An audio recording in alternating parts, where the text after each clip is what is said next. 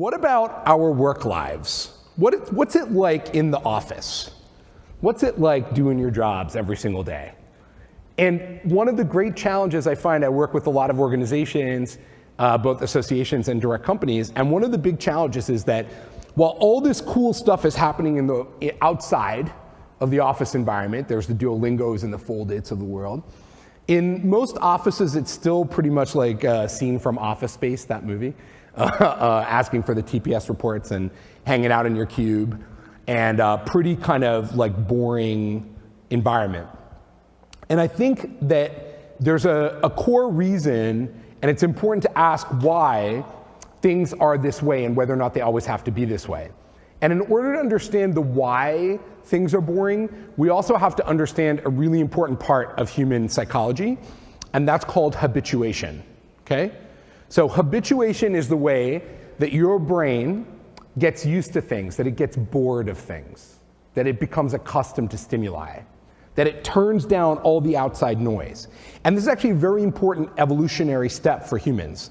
Habituation, boredom, is actually really important because if you didn't get bored of stuff, so if you couldn't turn down the volume on every new stimulus, you would never be able to focus enough to get anything done, right? Right now, listening in this room, you would be constantly thinking like, oh my God, it's so cold in here. Oh my God, this person smells.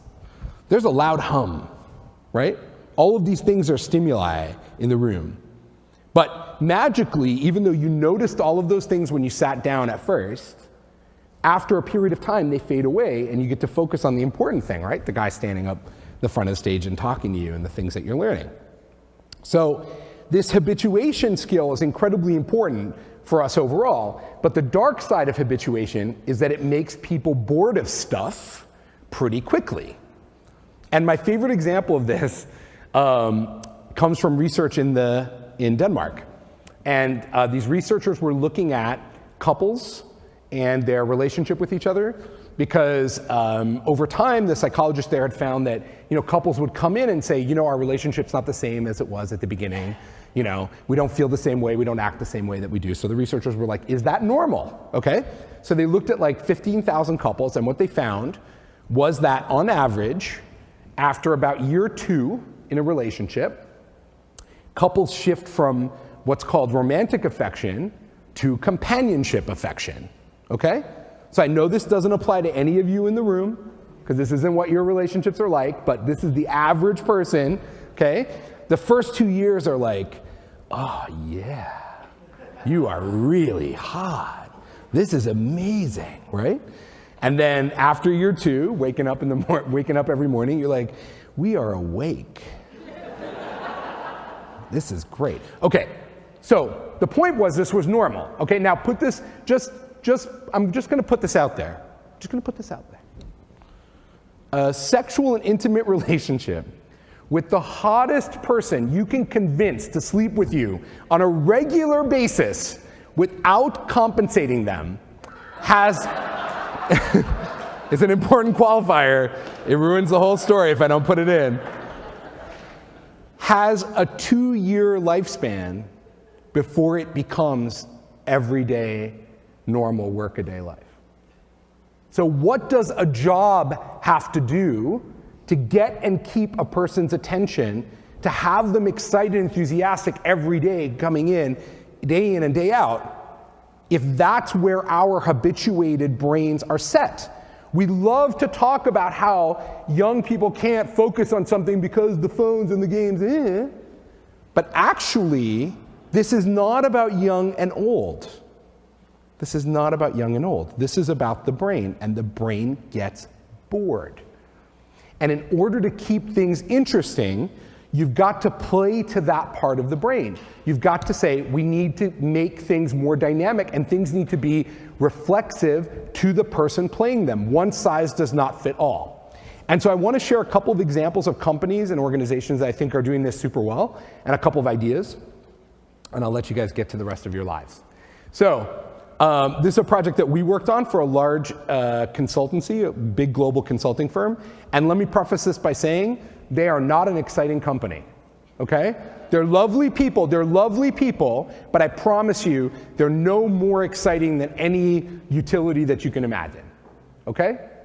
And one of the things that they needed to do was connect their global employee base, because they've got people all over the world, a couple 100,000 people, all different languages, all different ethnic backgrounds, all different cultural experiences, and inculcate them into the firm and teach them the different things that the firm could do and all the different capabilities of the firm globally. And so we built this solution called Globe Runner for them, which is basically a where in the world is Carmen Sandiego for the corporate set. Enabling them to travel around the world inside the company's framework and learn and adapt and understand the different things that the organization is doing. And to date, it is the best reviewed, the highest used, the most popular tool, internal tool the company has ever rolled out to its employees. There's nothing that even comes close to the popularity of this. And we're talking about in countries like Saudi Arabia and countries like the United States and Canada.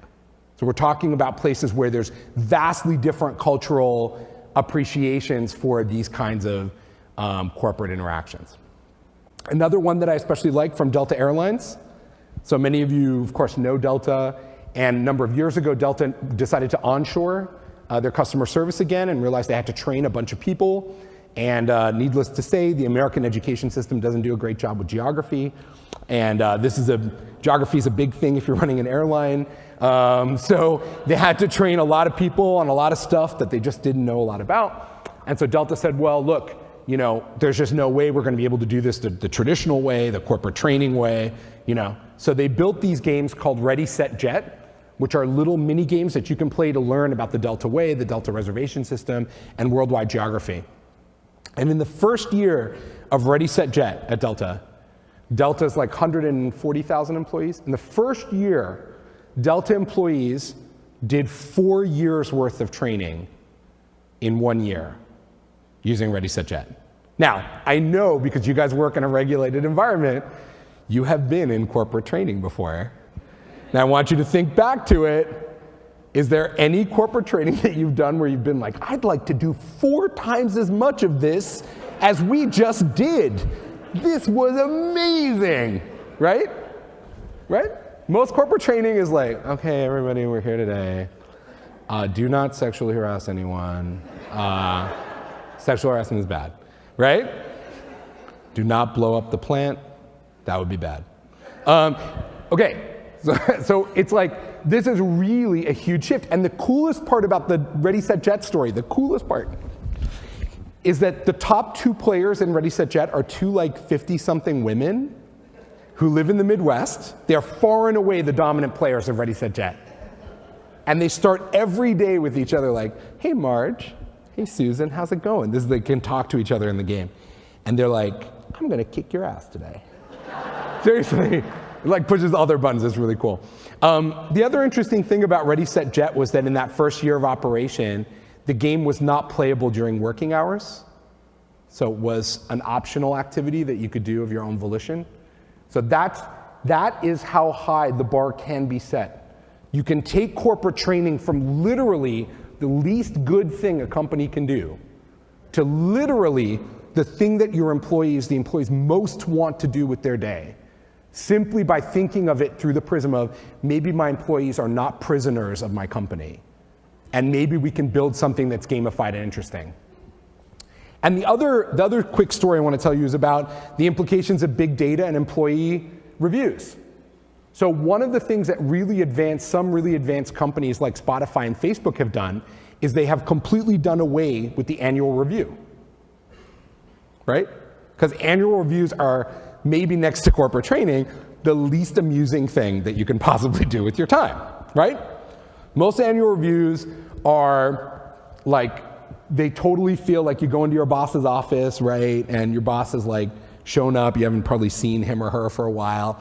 And they're like, okay, let's talk about your year. Here's everything you did in the last 2 weeks that I remember. That was pretty good. You're a pretty good person. Here's one thing that doesn't make any sense to you, but that's my complaint, because I have to have one thing, right? Even though I don't know you at all, I've got to have this one thing on the review because I can't give you all praise. I have to have one thing. And here's your raise, which was already agreed upon before this conversation. You can't negotiate it, but just thought it should be connected to this conversation in some way. And I'll see you in a year, right?